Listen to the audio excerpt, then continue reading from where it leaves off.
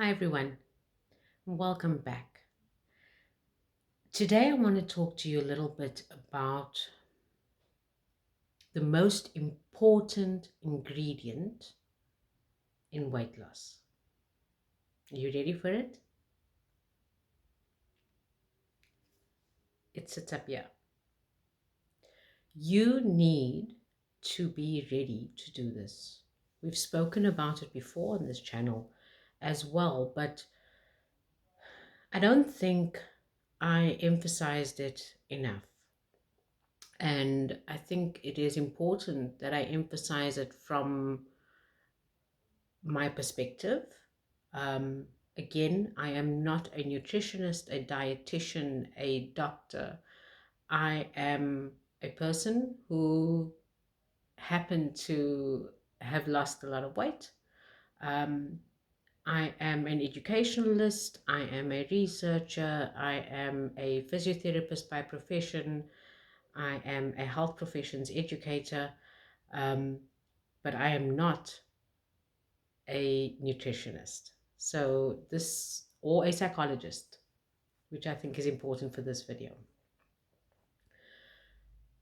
As someone who was morbidly obese, and according to the BMI, I am still overweight, which is a story for another day because the BMI is nonsense. As someone who was morbidly obese, I can tell you that I struggle often, and I mean often, with the mental component of weight loss and maintenance. And I'm saying maintenance now because that is the stage that I'm at. I spent my entire life struggling with weight loss, with my body image. And it had many factors, but I always had a reason. I always had an excuse. I had a slow metabolism, my family history, and the way my parents and grandparents are built. I was meant to be that way. Years of being told, oh, but you have a pretty smile, or you are the photogenic one, or oh, Leanne works so hard. It gets to you. It does. And I went through diet after diet. I overcame an eating disorder, which was a symptom of a mental health illness. I tried everything from Wayless, Herbalife, uh, what was that other stuff? I can't even remember. Herbex, um, shakes, pills, prescribed by my doctor, dietitians, everything, including buying countless Banting diet books and recipe books when it first became big in South Africa. None of it worked. And it's not that I'm saying shakes or products or your doctor or your dietitian is not able to help you. Maybe they can. But for me, none of it worked because I was not ready. And yes, it is possible to cook healthy food. Yes, it is possible to learn how to do plating, how to count your calories, how to exercise. But if you are not doing this for the right reasons, and if you are not motivated to the point of your reasons for this overcoming that fear and that um, just constant struggle in your brain that comes with having struggled with your body for years, then it will not work.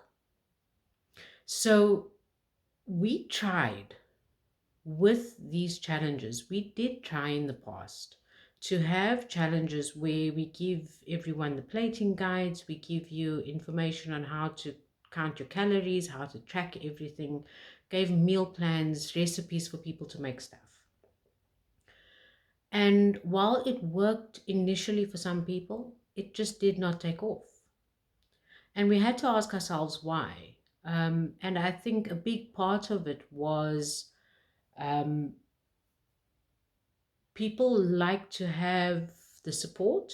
Number one, definitely number one is the support, but also the convenience of having someone tell you exactly what to do. And while I did not have that, I spent the first year of my keto journey, which is when I lost the bulk of my weight, um, learning everything that I knew on my own. Um, People like to have structure and support and someone telling you, eat this, eat that. And here is the food for you because it's convenient. But at some point, if this is something that you are wanting to turn into a lifestyle, you have to be ready to make that commitment. You have to be ready to deal with the mental struggle that comes from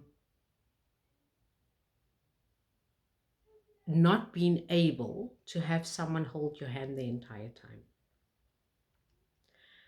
And it's hard. It really is hard. I'm not going to lie to you. I am now almost 33 kilos down, and I still have those moments. I've gone through a very tough time recently in my personal life. And I have had to have a daily conversation with myself about how I talk to myself, how I talk to my body and about my body, how I look at my body, but also how I think about food and how I think about what my body needs. So for me, my reason for sticking to a ketogenic lifestyle is pain management. I cannot go fully off a ketogenic lifestyle or a low carb lifestyle because it actually does help me manage my pain. But for you who is watching this, if you are doing this for anything besides pain management or managing your blood sugar levels, um, if you are just doing it for weight loss, ask yourself the question, what happens after I lose the weight? And I know that's a loaded question because it is a hard one to answer. I've seen somewhere where someone said that whatever you did to lose the weight, you're going to have to do to keep it off. So the next couple of videos that I'm going to make is and share with you on the channel is really about how do you make this a lifestyle, because yes, I for myself found weighing and measuring everything, planning everything out, tracking everything for the first 6 weeks on my own really helped me understand my relationship with food, my portion sizes, and so on. I didn't buy any shakes. I didn't buy any MCT oil. I didn't have any of that stuff. It was just food that I bought at the shop. I didn't bake anything. I made gentle food that I would make for my family. And I'm going to speak a little bit about how that works, especially in a society like we have, where everything we do is often around food. All of our family interactions, all of our social engagements is around food. Um, when we celebrate something, it's around food. When we grieve, it's around food. How do you actually do that when you want to maintain this as a lifestyle? And so we will go into that, but I want you to spend some time first thinking about, and I know I've said this before, thinking about your why.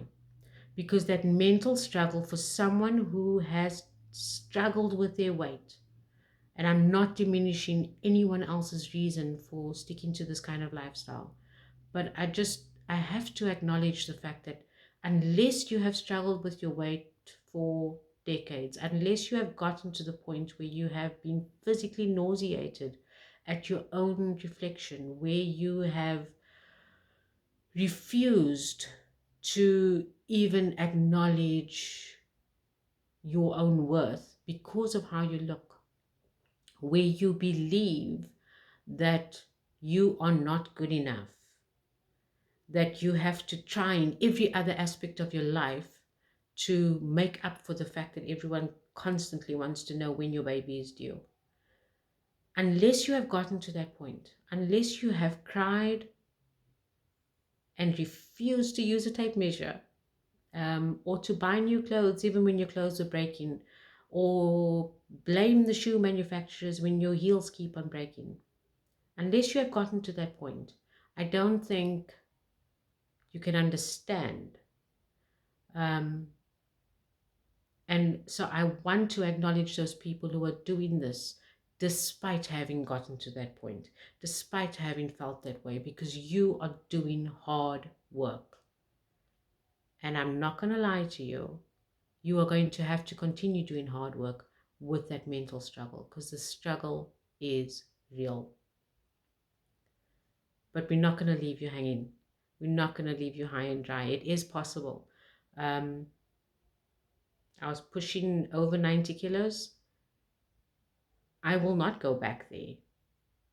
And that's because I had to learn how to deal with the mental part of it. Not so much the food, it's the mental part.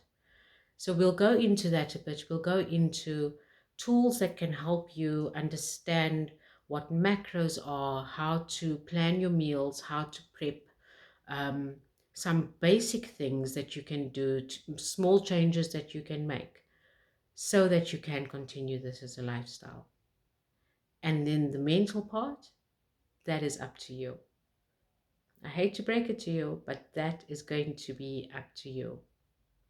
So before you watch the next videos, please make sure that you've written down the reasons why you are doing this. Put up a picture somewhere or write it somewhere next to your mirror that you're going to see every single day. And remind yourself that you are worth it. You are worthwhile. And no matter what you were feeling about your body, what you are feeling about your body now, remember that you are worth it. And that you can do this. But it will take one day at a time, one meal at a time. So I'll chat with you again. Thank you very much for listening.